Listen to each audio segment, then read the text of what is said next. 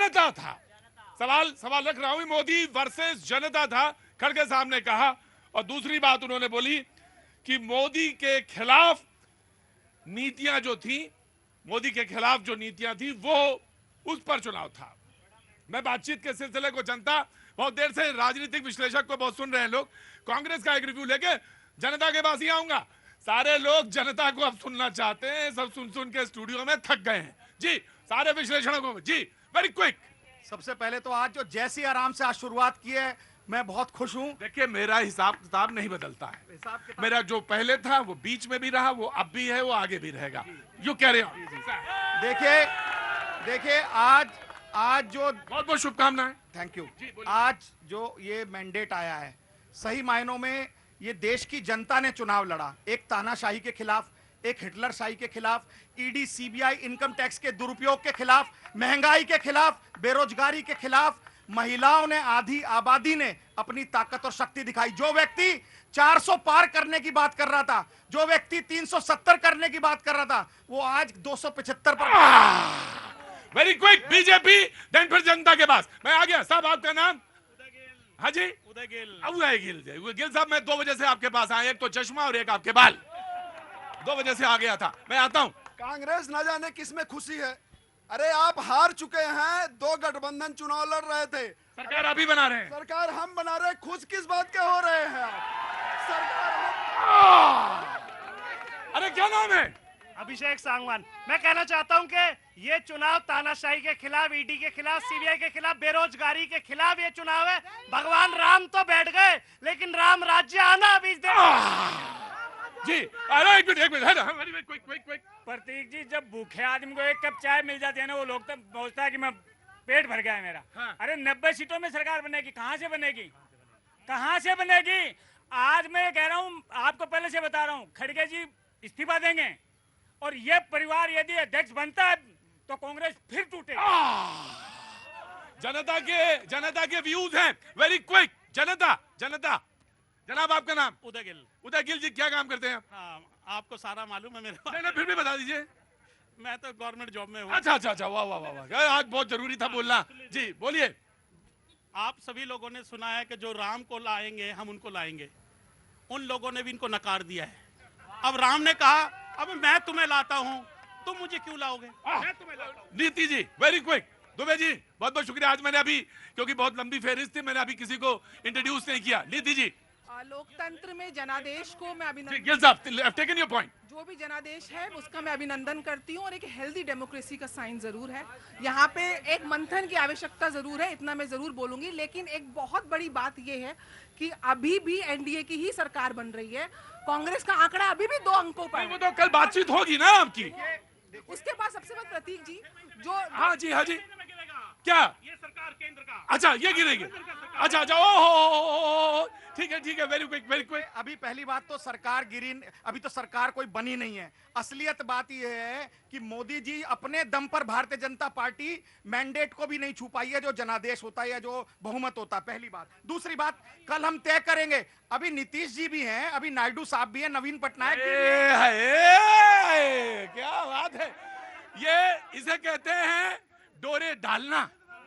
अभी डाले जाएंगे जी। Amit very quick. ये है जनादेश का सम्मान, ये लोकतंत्र बताएंगे। उसकी तोड़ो, यही लगा रहे थे, आप वही करने आ गए। इसीलिए आप आज 2 अंकों पे लुढ़क गए। तो कि अगर आपको 125 भी आती तो इस देश में ये जो जनता आपको 240 पे मोदी को लाई है, उसको आप जेल में डाल देते। और अब बात कर रहे थे जनता का। जनता ने तो उस गठबंधन को पूर्ण बहुमत दिया, 296 के आसपास, 95 जो वर्तमान में थी। इसलिए जनता एनडीए के साथ थी। और तीसरी बात, आज भी आप कह रहे हैं ईडी सीबीआई, अरे जनता ने कहा है कि पूर्ण बहुमत की गठबंधन की सरकार है। ईडी अगर नहीं आती है, नीतीश जी भाग जाएं, सीबीआई नहीं आते हैं, नीतीश जी भाग जाएं, जो भ्रष्टाचारी है वो जेल जाएंगे। जी वेरी क्विक। प्रतीक भाई, ना किसी हम सफर, ना किसी हम नशी से निकलेगा। मेरे पांव का कांटा है, हम ही से निकलेगा। आज तो आपने कमाल कर दिया, कांटा भी निकाल दिया। प्रतीक भाई, हाँ। ये चुनाव नफरत बनाम मोहब्बत का चुनाव था, और मैं लगातार इस चीज को कहता था। ये चुनाव सच बनाम झूठ का चुनाव था और मुझे बड़ा गर्व है, इस देश की जनता ने मोहब्बत को चुना है, नफरत को हराया। मोहब्बत को। अरे बाजी कहां से आ गए? किधर से? पंजाब से? हरियाणा से? अरे हरियाणा ने तो खेल कर दिया। क्या नाम हो गया साहब? गगनदीप। गगनदीप जी, हरियाणा में कहां से हैं? नरवाना। नरवाना से। वेरी वेरी शॉर्प कमेंट जो कोई देना चाहे, वेरी क्विक। हाँ जी, कहां से? मैं गाजियाबाद से ही हूँ। हाँ, गाजियाबाद से, बोलिए। लेकिन जनता ने इस बार बहुत ही स्पष्ट तरह से एक वेकअप कॉल दिया है बीजेपी को कि आप बार बार जो आपको सपोर्ट मिलता रहा है उसको ग्रांटेड नहीं ले सकते। वेकअप कॉल, ना the word is very important. देखिए, आप स्टूडियो में बैठ के विश्लेषण करें, लेकिन जब जनता की तरफ से मैं आऊंगा, madam you have to close ना। बच्चों से नहीं पूछता ना, बच्चों को एक्सपोजर कर देता हूं। बच्चों का काम है घर पे बैठना, नॉट फॉर द टेलीविजन और पॉलिटिकल डिबेट। बहुत गलत आधार है जी। मैं, आपने कहा बीजेपी के लिए जी हाँ, अभी तक वेकअप कॉल है। बिल्कुल। In what sense? In that sense कि अभी तक जो भी डिस्कशन हो रहा था वो पॉलिसीज और इकोनॉमी को छोड़ के हिंदू मुस्लिम के बीच में हो रहा था।